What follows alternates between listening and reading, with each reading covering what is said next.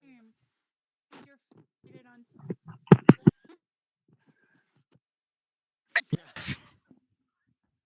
Always complain about our flight delays. Anyway, I'm gonna have a seat and stop being disruptive right now. I need to just sit there. Okay. Yeah, now that Caitlin's here, we are going to mute the audience. Yeah, exactly. I promise I'll be quiet. Oh, that's awesome. Hey, there's That'll be Bill. good. Hey, Hey, Bill. Steven, there's Bill. Oh, yay. Hey, how's it going? Bill, make sure to hit me up. I want to follow up. There's Mike. Hi. And Daniel. Woohoo. Love it. Wow. Okay. I'm gonna mute Caitlin, myself. did you like those pics of the theater flooding? Transcendent. I love them. I mean, I talked with Kent By today. He's like, you had the elements. I love the elements. Yeah. So We knew he would. yeah. No, it was wonderful. I'm gonna go take a video of that because it's really fun to see the audience interacting with the water when it comes up. It's a pure Yeah. joy. It's like they notice it, but nobody wants to say anything. Like we're suddenly getting flooded. Is it just me? Yeah. Am I hallucinating? Have I been up too late attending the summit? Yeah, there's a word for that. I'm ready when you are. All right. It looks like we're ready when you guys are. Cool. Let's do this thing. All right. Yeah, let's. Cool. Well, thanks everybody for coming to listen to us talk. I mean, we love talking to each other, but it's nice when others want to come and watch and listen to us talk to each other. So I'm James. He's Steven, and we've got a special last minute guest that if you look on Twitter, you saw Brad is with us. And do you want to go ahead and introduce him first before we launch in? Yeah, absolutely. So Brad is the program manager for California Department of State Parks Interpretation and Education Division. Okay, so he manages all education efforts for the State Department with regard to the state park system. And their interpreters are park rangers who provide information for visiting guests, but also through an access program, provide that same information via dialogue over Skype or Zoom, and also in 360 in Engage to students in classrooms. So Brad is going to actually be surprising us here with a guided tour toward the end of this session here. Thanks for being here, Brad. Yeah, thanks. Glad to be here. I'm glad you asked a mere 4 hours ago, and I'm glad we could figure this out because this is the first time I've ever done this kind of thing. While we've done lots of distance learning via two-dimensional Skype or Zoom or FaceTime calls. So thanks, and we're excited to see what we can do with this kind of technology for education. No, we love it, and we're so honored to be here with the Educators in VR Summit. It's just a massive undertaking, Daniel and team, who have put this together across multiple platforms. And I don't know who caught that, but I want to just also reiterate, I called Brad 4 hours ago and asked him if he would be a part of this. And so, he's in San Diego, I'm in Los Angeles, and we made it work. He got it installed, and here he is. So we'll get there. Thanks for making it happen, dude. Yeah, glad to be here. Thanks again. Awesome. Beauty of VR, right? Yeah.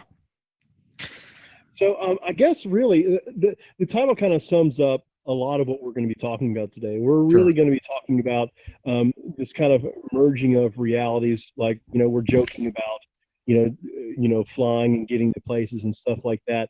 And we're talking about 360s, and we're going to kind of start off by geeking out just a little bit, not a ton, just a little bit. So we're going to talk about the why. So let's go ahead and get that. So when we think about VR and we think about things like presence, right? It seems like it's a term that gets thrown around right now to really encapsulate the way we feel about the environment that we are in. Presence actually is a two-part thing, right? It has its origins in telepresence, right? It's the ability for someone to feel like they're in some other place, like an out-of-body experience almost. But really, today it's been talked about as, how do we feel about something? Do we feel like we're in that place? Do we have an emotional reaction or something like that? But even before that, right, something's happening with our brains, right? It's starting with this aspect of spatial learning, or the spatial awareness that happens. And that's one of the key components of especially HMD mounted VR experiences, which I know I'm in right now. I think a lot of people that are in attendance right now are probably in an HMD. But I kind of want to talk about that. Like, what does spatial mean? Because we hear it a lot, especially in education, like, oh, they're a spatial learner and all that stuff. What does it really mean? Well, at its core, it's basically a method of learning using visual cues as like kind of placeholders in our brain, using 3 dimensions, right? It's not just a flat image. We're remembering things because of their orientation or their perspective to and that's the way that reality is, right? Our reality is in 3 dimensions. Even though we don't necessarily think about it that way, we tend to think about the physical space as being the world that we're in, not in necessarily 3 dimensions. And when we say 3D, we often think of technology, or those red and the red and green, or the blue. Stereoscopic, or like in the movie theaters with the 2 projectors and polarized glass. But really, 3 dimensions is really, when we think about VR, that's how we can actually move around and look around in 6 degrees of freedom, right? So that's why, and we'll get into it here in a second. I don't want to get into the hardware stuff too much, but that's why 6 degrees of freedom really creates more presence, right? Because we have a lot more spatial awareness around us, because we can see that, like right now, I know that coffee cup is that far away. I can actually move closer to it if I want, or I can move. Wait, did you just do that? Were you stealing my move? What's my move? I was actually. So no, part of it is, it's crazy. Like, if anybody is in an HMD, James, I just thought about this, because every time I actually move my face towards a virtual object in VR, like, my cheeks actually feel like they're touching something. So if I guess you can't really take your hand because you're going to hit the controller, but if I just put my cheek to this cup, for whatever reason, I feel like my physical cheek is touching that cup. And I think that one of these, when we're looking these key critical core senses, and we're talking about spatial thing, where we've got the hearing and sight and quasi-touch interacting together, our mind feels like we're present. Yeah, absolutely. It's our brain has a tendency to fill in gaps based on prior knowledge, right? We don't need a lot of information. That's why, like, when we dream, we fill in a lot of gaps. There's not actually a lot happening in our dreams, but we fill in a lot of that stuff when we try to remember them. But thinking about this idea of spatial learning and presence and stuff like that, and 3 dimensions and stuff like that, just to be clear, for something to be spatial, or an environment, something like that, it just means it has 3 dimensions. It doesn't mean that it has to be physical, right? Because right now, the only physical thing that's happening is I'm currently sitting in a chair with armrests with a desk in front of me. Those are the physical things that are happening. But that doesn't mean that I'm not learning spatially, right? Because right now, I see our lovely people in the audience. We got that clock. We got that really scary Hellraiser cube that's sitting above us spinning. So I am learning something. And really, if you look at some of the research that's coming out, especially with MRI scans or fMRI scans of the hippocampus when people are in VR, it's firing up those nodes that allows spatial learning to take place. So it's really, really interesting to think about how can we learn, or how can we acquire knowledge or skills or experiences through VR that's same, or maybe in some cases we can't even experience, like right now we're on a moon base, but how that kind of plays into it. So really that's the why. The why is because we're trying to more efficiently learn things than we have before. And I think that's kind of the objective of all technology in education. It isn't necessarily just to learn technology because of technology's sake. There's an end game of efficiency, right? Like Caitlin said, I was not, my flight was not delayed and I was not stranded somewhere because all I had to do was put my HMD on, which I think is really cool. So that's why, in some respects, VR can be the next best thing. In some respects, it could be even better. You know what I mean? Yeah, totally transformative. I mean, we've been talking about this whole conference and how it's been possible for people to attend this conference, speak at it, and also be a participant when they might be quarantined, when they can't perhaps afford to travel, they have maybe fear of travel. So all those factors play into access, I think, right? With regard to that's a good point. Right. I don't think I've ever really thought about that, especially people that like to locations where they would have to fly. Sure. Or what if they don't want to fly? Maybe they don't Yeah. want to take a boat. Like that's a good point. I hadn't thought about that. Yeah. And the one thing that I'm going to kind of before we hop into the hardware, because it sort of transitions into it, is going back to thinking of presence and thinking of it kind of in two compartments, right? One is the hardware backbone, which if y'all read some of what Valve has put out, like they have like these minimum specs of experiences where they say is required to have actual presence according to like some type of standard in VR, versus presence and how we feel, because that's all about perspective, right? Some things can have more presence than others, and it could be the same exact experience. Like what Brad's going to take us through here in a little bit. People are going to experience a different level of presence. So when we start talking about that later on, just know that we're probably leaning more towards how people feel versus the actual tech specs of those things, right? We're not talking about like the field of views and stuff like that to get presence, although we will talk about some tech hardware later. And so now we're going to really get into it, right? Hardware. I love it. Let's talk about some hardware. So moving on. So that's a really great setup. Just keeping in mind sort of where we are in the current state of technology, right? Preaching and knowing our audience. James and I come from K-12 backgrounds. We've been in education for nearly 2 decades each. So that's 20 years. I've got a lot of gray hairs to show for it. Turning into a skunk in that picture right there. Yeah, actually, but it's that headshot of mine is actually like 3 years old. That's before I started getting tons of gray hair. So I'm going to keep this one for the rest of my life. You're not old and gray in that photo? You look pretty old and gray to me, but all right. Moving on. Brad, you're the new all right, so moving on. Just again, keeping in mind our audience, we've talked about spatial, we've talked about presence and why, but the question really for us is how to maintain this momentum, right? We come to these conferences, we hear all the great things, we hear from industry experts, grandfather of VR, Tom Furness, we hear from Alan Grayland Wang, and we hear from all these people, and we're like, wow, as educators, how are we going to do this, right?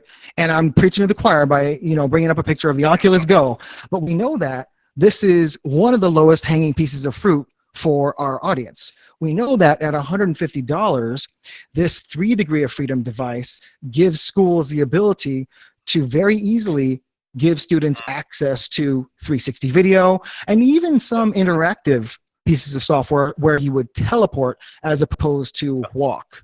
And so it's important to note that as old as that piece of hardware might seem to some of us, okay, as compared to, let's just say, like a Quest, it's important.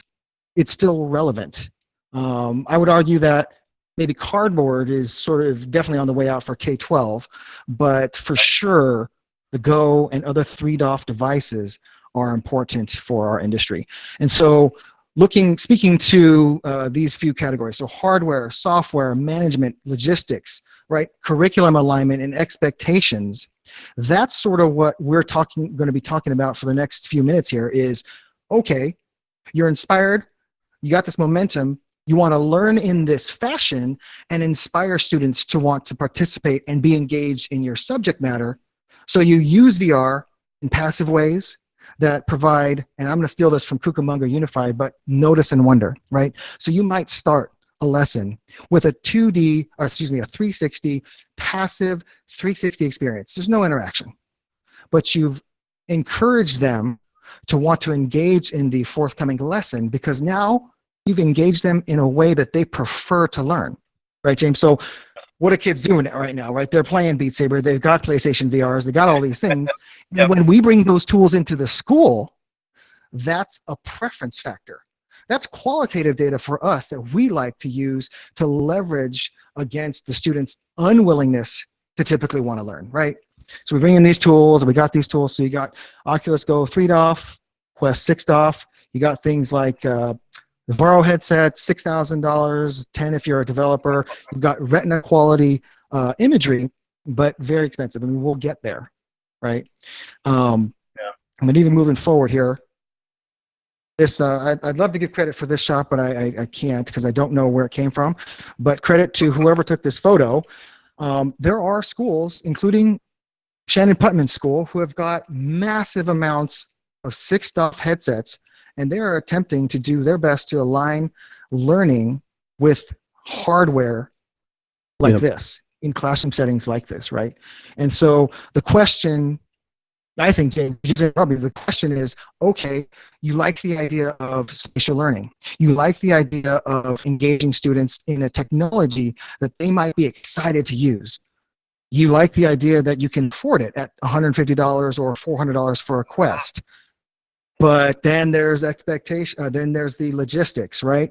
Like, how do we, okay, this is just, I mean. Logistics are the most difficult thing for educators right now. And, you know, that's what the appeal was of man, not knocking, because I love Google Expeditions, but that one application launched so many people into spending thousands upon thousands of dollars to bring it into their classroom because they saw the potential, but they also like that management aspect of it, right? You know, when are we going to get to the ease of management and those kind of easing up on the burdens of logistics like what we have with Chromebooks and iOS devices and even laptops? When are we going to have that, you know, move into the realm of VR? And we're starting to see a little bit of that already across multiple, and that includes with the Go and with the Quest. One of them that me and Stephen have been playing around with for a little bit, and Sean actually spoke at Educators in VR, is Grove Learning. I'm not sure if any of our audience members got to listen to Sean speak, but that management platform is different. It's it actually has the take of, instead of being based in IT, it has its basis in the classroom teacher, right? How do we manage what the children are doing effectively? Like, how are we keeping them safe, and how are we driving them to the experiences we want them to experience?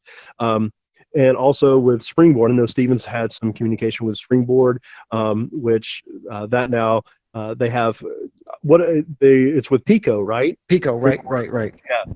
Which, if y'all don't know Pico, I highly recommend looking into Pico. I'm a big fan of their hardware. I think it's world class. It's really great. And these type of management systems really solve a lot of logistic problems inside of the classroom, which is the primary. There's some other things that, we can speak to a little bit because we've run into it when you have things like the Quest or the Go or even Pico or any device that's not like what I said, the Chromebooks, the iPad and stuff like that. And that is, how do you get applications and stuff on devices? And so this is an area where I think there's strides still to make. And you know, one of the workarounds that we use is dedicated accounts in the Oculus MDM or something of that nature. I don't know, you've done a little bit of that, right, Stephen? Yeah, the other issue too, going along with what James is talking about, is when we let's go back to the battle between Android and iOS. Okay, in a school setting, which device were we most apt to choose? Let's call it 2 years ago, maybe even 3 years ago. It's probably going to be iOS because the software ecosystem that was available was diverse. It was huge as compared to what Android was offering, right? Even though Android at the time was a much cheaper solution. So you had these 7-inch, $150 tablets as opposed to an iPad back in the day that was $500. Fast forward to today, as schools are trying to decide whether or not to go to Oculus or Vive or Pico or any of these companies for a headset, let's not even get started. We don't have enough time to get started on the distribution of software and what ecosystems each one of those separate hardware manufacturers has access to then provide content. Because if you back up to where James was at about Google Expeditions, you bought these kits from Best Buy and the like, you had access to Google Expeditions. What else did you really easily have access to? Yeah, Not what's much. next? So this, And worse, yeah, worse is not only what do you have access to, because those of us who played around with Expeditions and we had we had Android phones at first, and when we were doing that, I think everybody did the same thing. Let me go to YouTube and pull 360 videos and stuff like that. Then how do you manage those things? And there's still no real good answer for that type of application. Daydream was supposed to sort of help with that, but of course, I think we all know where that ended up. So it's still in flux right now. And then of course, in the midst of all this, in the world of education, you have to worry about, okay, this is what I'm trying to teach. Here's my curriculum. Here's my the things that I want to get across. How are we doing alignment with VR, with I'm not going to say traditional. I'm just going to say with the current method of education. And I'm going to hypothesize that VR is going to be very disruptive to that, because I think if you try to force these two things together, it's going to be like a square peg in a round hole. And so I think it's going to take people to look at this from outside of their current curriculum and say, wait, this is how it's going to impact our learners. Because if we look at the research is showing the acquisition of knowledge and the skill sets that they're pulling in, not just the ones that teachers think are important for content, but also for things that make students better people all around, right? Like, I don't want to, I'm not going to jump on talking about empathy and stuff like that, but that is a part of it. I mean, they're giving these kids experiences outside of their small world. It can give them a better perspective. So I'll kind of leave it at that. No, what are your thoughts about that? Because I don't think I've shared that with you about that disruptive thing. It's just something that I've been contemplating over the last several months. No, it's true. It's true. I mean, this technology is highly disruptive. And I think the issue that we run into as educators is the question that we get from our peers, which is, and just correct me if I'm off base here, is I've got this pedagogy, I've got this curriculum I've got to teach, and what do I have to displace if you want me to adopt this new technology, right? And so I go back to, and I think, Brad, I want to steal this from you, actually. So you had brought this to my attention. It makes total sense because we all went through this, right? But when we were going from paper textbook to digital, like PDFs, that was all it was. We simply went from like a digital textbook from Pearson or HMH or whatever publisher was out there, and they gave us a PDF that we would run on an Android tablet, but that was disruptive. I think that what we're seeing now is going essentially from that high level view of digital learning into, again, spatial learning. And I think as a disruptive technology, the gains and benefits that come along with presence far outweigh the headaches and the logistics and the expectations that are going to be broken and the difficulties that we're going to face trying to keep this momentum going. I mean, I can't, Chris, how long, Chris, we've known each other for at least 2.5, 3 years. And I got to say, it's been 3 years of really hard evangelizing with, I don't know how much adoption, Yeah, it just feels like it's now just starting to get going. This is kind of the year that I felt some real genuine momentum. Yeah, no, I would have to agree. So yeah, hugely disruptive technology. And this is why we're so heavily invested into it. But well, and it is. Yeah. And it is, it's still a very small percentage, but the uptick that you've seen from 2018 to right now is exponential. Yes.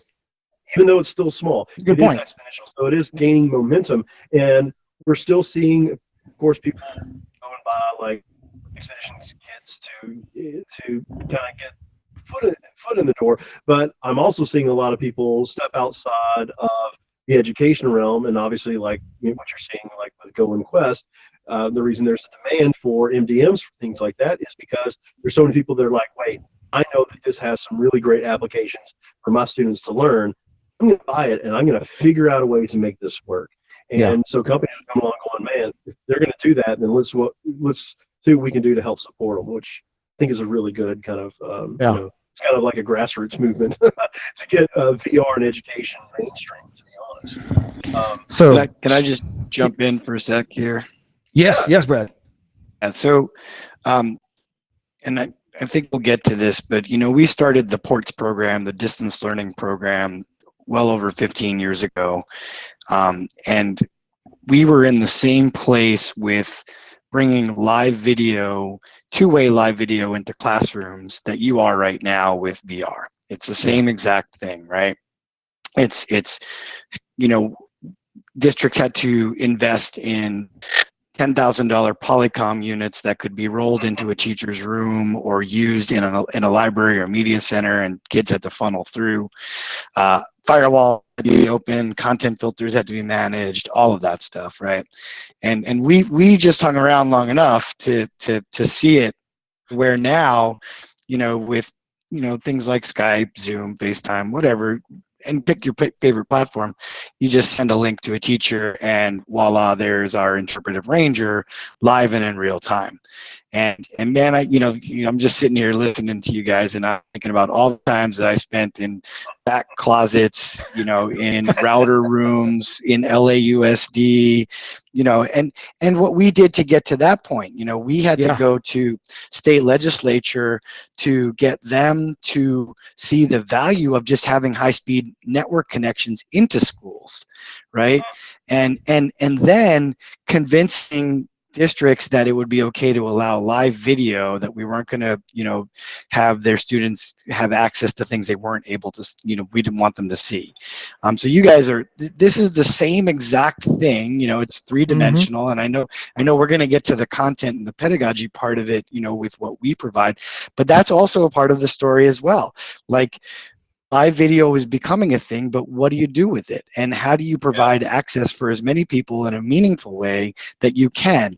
And there were pay-to-play situations, like, you could pay $150 and talk to an author, or, the JSON project was free, but you had to chat in. And, so our program has always been, and this is why I'm so excited about this kind of technology, is how do we provide access to as many students as possible so that they can have what you started this discussion out with, which is an experience that provides them, to a platform to learn or to engage or to build a community with their fellow students.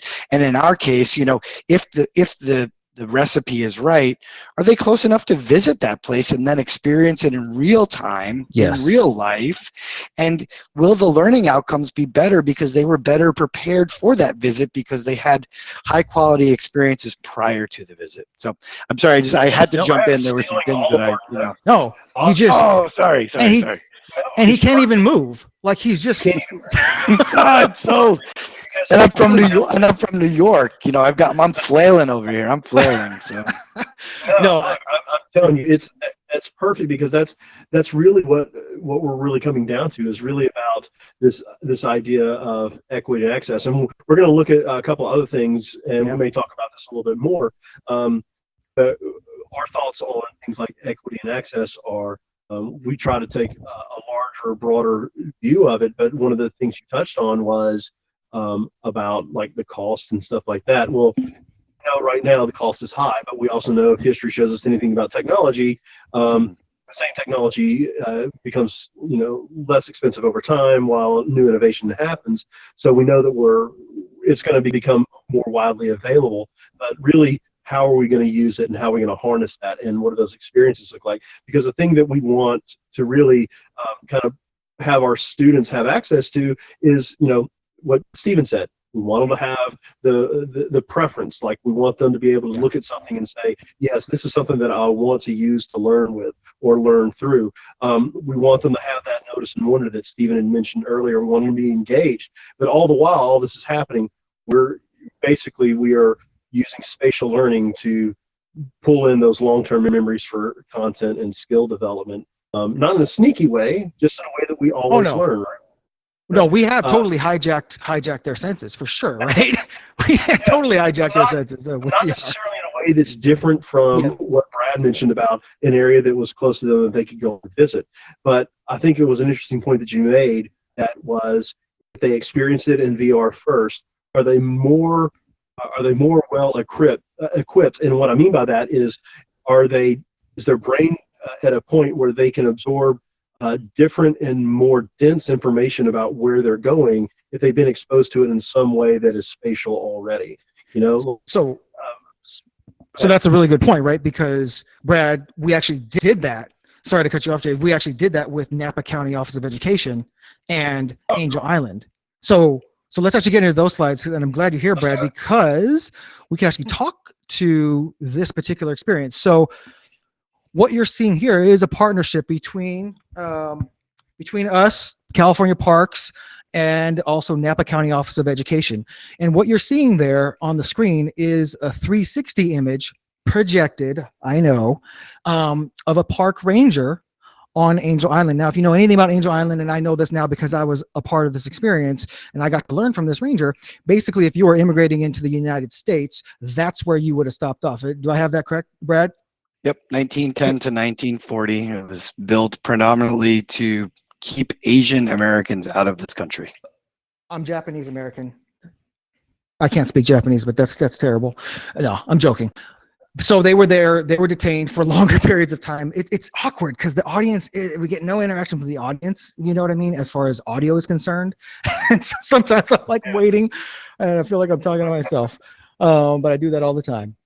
So in this experience, going back to Caitlin, going back to what James and Brad were talking about, this idea of priming students, right, before a lesson is important. And in this case, we actually had the kids in VR. Let me pull up those slides.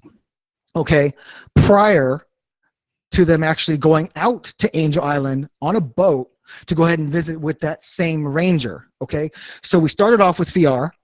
We had them have the perspective of a 360 camera that was right next to that ranger. He was talking to them, looking at the camera, which is essentially him looking into the eyes of the student if you're in a headset, right, Jay? Right, guys?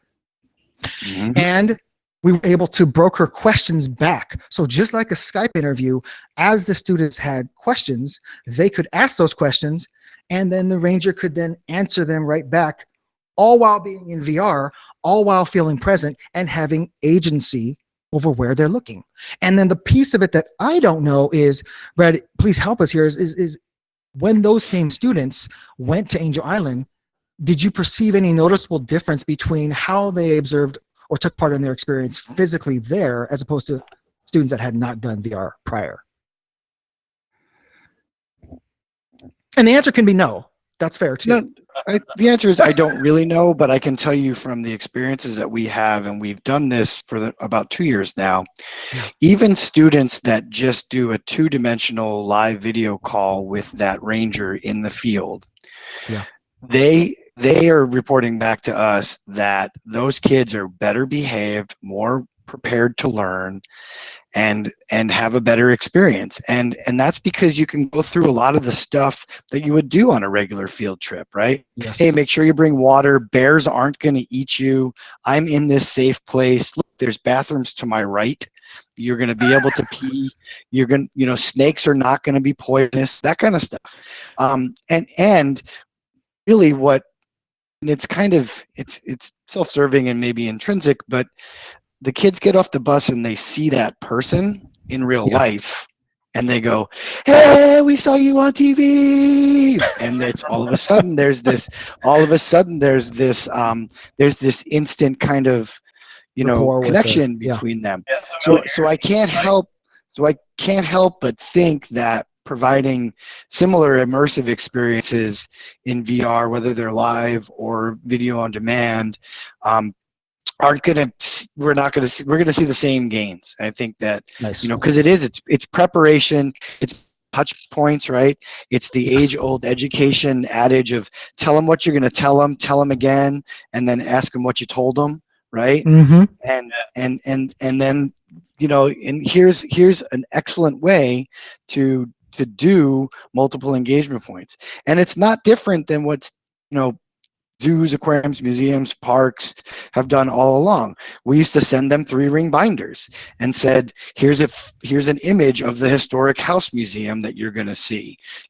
Look for the tea kettle when you get into the kitchen. Right. And that's maybe the teacher brought the printout or the scavenger hunt or whatever. And now we're doing it in real time and providing a more engaging and one-off experience for those students, and then and again bring it to this 3-dimensional world, either live or video on demand. And I think that's gonna I just see such potential in it for sure. You know what, Stephen? Yes. We do this. What's that? Why don't we look at some of the qualitative data from the students? I like right? it. And we I like don't I got a slide in there that's got some products or whatever. We don't have to look at that. What I'd like to do is look at if y'all are okay with this. Yeah. Because I want to make sure we have enough time to give Brad some time to give us the guide or the tour. Let's look at some of that data, and then let's move into the new hotness. Let's do it. All right. So we did take some surveys, right? We wanted to grab some data from the students, right? And it's interesting. We asked them a few questions, right? And one of those questions was, what was the most memorable part of the 360 VR field trip? And so some students said, learning about the history of the island. And so for us, that was interesting because they weren't just enamored by the technology, but they also remembered points like actual content, right? They were interested in the actual content that the ranger was giving them. Same question, but what's interesting here is that one of the kids felt like they were kind of floating. And I think that's, again, important. As we're developing these experiences, developers need to be very conscious of their audience. And so that 13 to high school 18 range, let's be conscious and have those experiences if they're locked at about that height. Moving on, same question. I was able to experience and visit a place where I probably wouldn't go. Again, huge use case for VR and this technology that we're using today inside of Engage. Again, okay. Would this person prefer a traditional 2D or a 360 VR field trip? And this one said that I'd prefer a 360 to feel present and being there. Great. I don't think that I primed him with that answer too hard, but I know that I think I've dropped the word. Data, Stephen? I didn't manipulate the data, but that was a genuine answer. But I gotta say, I dropped the word present a lot that day. Another one, I would be scared to move around. It's a good thing that we had them locked in 360. And then here's another interesting one. James, go ahead and take this one because I know you really like this one. I do like this one because, I also love going places and I love experiencing. And they enjoy the VR field trip, but they like the feeling of being there. And this really comes back to where we started this whole conversation. And it was about presence, and not necessarily presence as in the technical side of it, not presence, but really the kind of the cultural adaptation of presence and the way that people feel when they're there. And not necessarily that I would like for this person to prefer to be in VR over that, but I can't help but think that as the technology advances more and we have new tools coming out, development becomes even more advanced, that the presence will be increased for everyone. And so when they go into feel what it's like, they actually feel what it's like. And I got a next slide, but we don't have to look at it, but it's got things that are trying to help increase that presence, right? Like the Tesla suit. You've probably seen the feel real technology. Okay, feel real. gimmicky. This Dexmo right here. If y'all have not seen this, y'all have to go look it up on YouTube. It's by Dexter Robotics. It it basically applies outward pressure from the outside of your hand when you're grabbing something. So, like, imagine this mug of coffee right here. If I had a Dextra glove on, when I grab it, it's going to restrict around that so that I could pick it up, and it feels like I'm actually grabbing a hold of something. It's really interesting and very unique. And it actually is variable. So, like, if you're grabbing like a rock, it's very rigid, so it doesn't have any give. Versus if you're grabbing like a racquetball, you can grab and you can squeeze it. So it's pretty cool. And we're going to see more of these things come out. And you can see none of these things are what I would call very accessible right now. They're kind of cumbersome, right? But as technology advances, I think that we're gonna see this slimline and then increase our. We lost you there, James. We see you, but we don't got your. There you go. There's your audio. Okay. Am I good? Okay. Yep. So why don't we go ahead and let's roll that beautiful game footage. All right. The new hotness. It's going to lead us into what Brad's going to do for us today. All right. Let's do this here. Oh boy. Can't do this without having a good clip. We have to have a good clip.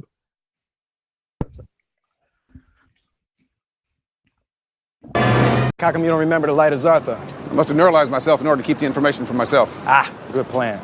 Wait, man, what you doing? I always do the driving. Wait, no, whoa. I remember that. What you remember is you used to drive that old busted joint. See, I drive the new hotness. Old and busted, new hotness.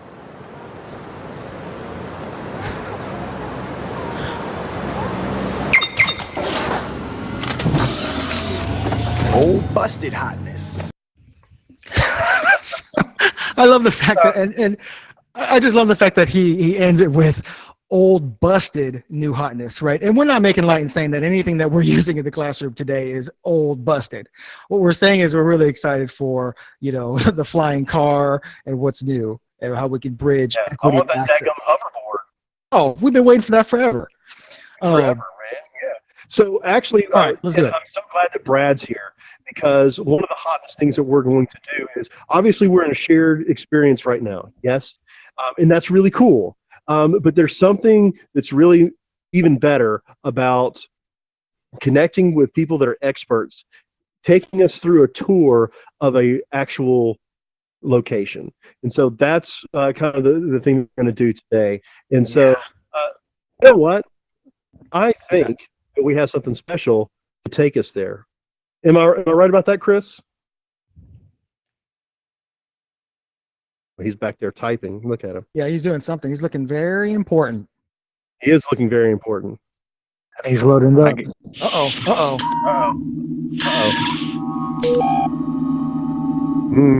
Watch your heads, people. What's happening? We're being transported.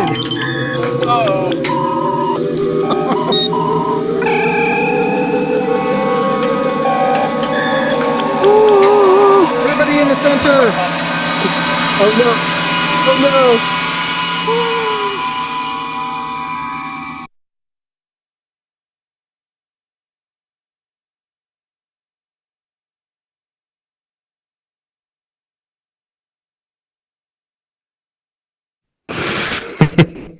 That was amazing, Chris.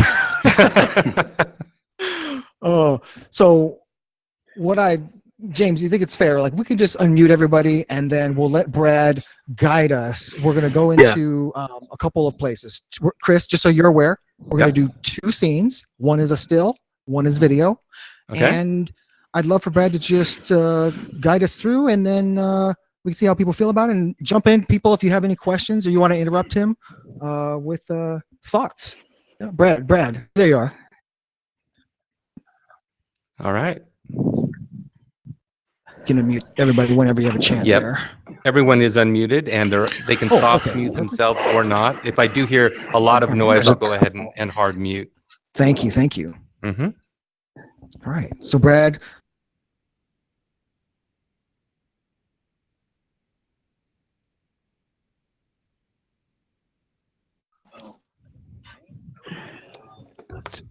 transported to a park in Monterey, California called Point Lobos State Natural Reserve. And we are in a part of the park in a museum called the Whaler's Cabin. So the Whaler's Cabin was active in the early 1900s, and it's in the Whaler's Cove part of the park. So anybody want to guess what the Whaler's Cabin in Whaler's Cove helps to interpret? I don't know. Boy, I tell you. All right. Okay. Well, I'll just tell you. It's whaling industry. There you go. No. Oh, good. Oh, got it. So yeah, this is the 360 inside the museum, and we feel like it's really important because this museum is actually not open all the time. So even if you were a visitor to the park, or you were a school group visiting the park, you may not get inside this museum because it's opened only by volunteers, certain hours of the day. Yeah. So what an amazing way to be able to bring, a piece of the history of Whalers Cove here at Point Lobos, to students. And typically we would have multiple scenes here of 360 imagery that we would walk our students through, right? So we'd go from point A to point B, C, D. Right. Yep. So I'm kind of, so the giant thing in front of you, anybody know what that giant mollusk looking thing is? I don't know, but it's got some interesting things coming out of it. Yep. Those interesting things would be tentacles. Oh. And this is in the mollusk family. It's actually an animal that's highly endangered in California right now. And this would be an abalone. So in the 20s. Nearly like what I want. I haven't seen this before, and the room doesn't really do it justice. What you can see is a bunch of avatars floating around and somebody hosting it. So like these are actual people hanging out listening to this talk. Yeah, so definitely for the next one, we're going to hide the avatars. So yeah, so we have the ability in Engage to also have the avatars visible, but also hide them. So Brad, we're going to go off to the next scene. All right. Sounds good. All right, let's do it. We're going back into the 360 room. You know what I love is that it looks like we're all in a sequel to Honey, I Shrunk the Kids. Yeah. That was fabulous. I love it. All right, so here we go. Let me find this one. Here we go.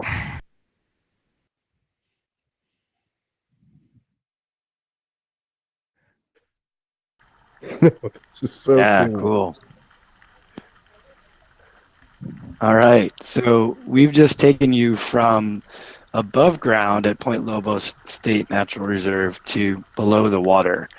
So this is a 360 dive done by our partners at CSU Monterey Bay. They have an immersive video program where they're trying to capture lots of great underwater 360 video for research purposes.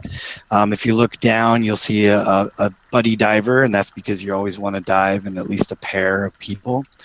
And we're actually going through the kelp forest here. So many people don't know, but off the coast of California, there's 124 state marine protected areas.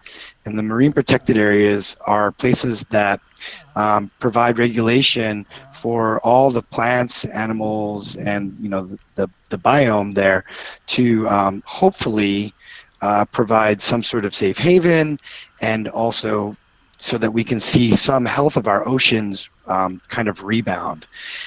So some of the fish that you're seeing are rockfish. The plants that you see when we were kind of going through that, those are giant kelp plants. And giant kelp is one of the fastest growing plants on Earth. Can grow up to 2 feet in one day. Here we are going by some of the rock walls. This is off of Monastery Beach, so not a very deep dive. But we like to show this video because everyone's like, oh, that's not that interesting. Well, you're right, because we've killed a lot of the wildlife that live off the coast here in California due to overharvesting, also due to climate change, sea level rise issues. These things all play a part in health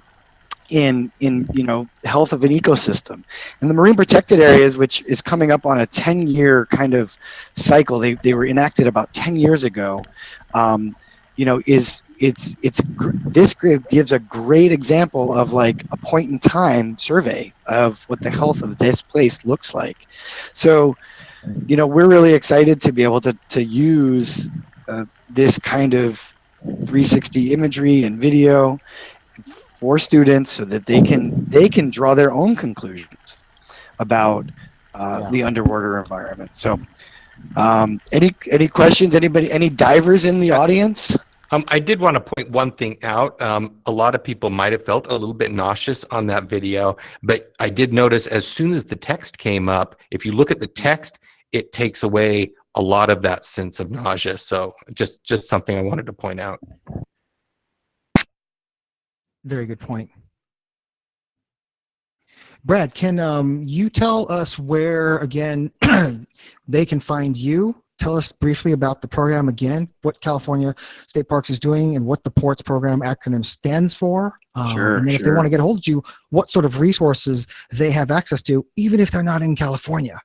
Yeah, totally. So our bread and butter, our flagship resource of PORTS, which stands for Parks Online Resources for Teachers and Students, will always be, we think, the live video conference experience. So you can find us at ports.parks.ca.gov. Okay. You can find us and get information there. We are partnered with Google Expeditions because we see that there is, some play there. So we're trying to get some of our content onto Google Expeditions. But really, contact me if this is stuff that we want to try to get into schools, because as I mentioned earlier in the presentation, we were kind of a rogue program with distance learning, and we find that working with rogue teacher districts and administrators and disruptors in education moves us really far along. And we have the great stuff. So it's not the roller coaster video, it's not the whatever, right? We'll work with people to come up with things that work for students.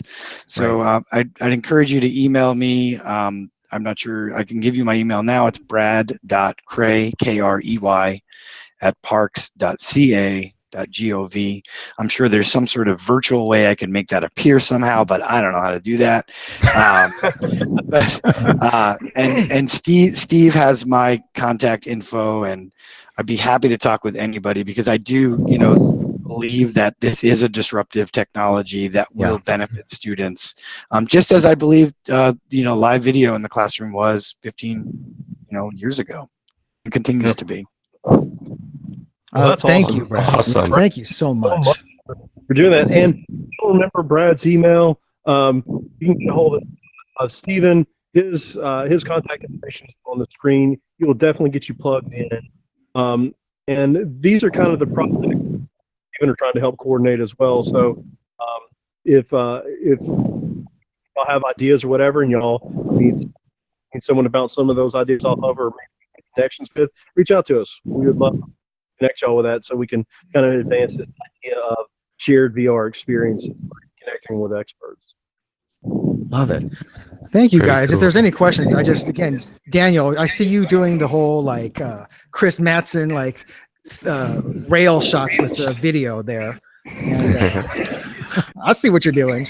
But I want a huge shout out to Daniel, the organizers of Educators in VR, right? All the platforms that are taking place, all the presenters and volunteers. And again, here specifically, James and myself and Brad, we just want to thank y'all for attending, right? Awesome. Yeah. That was great. That was great. Nice job.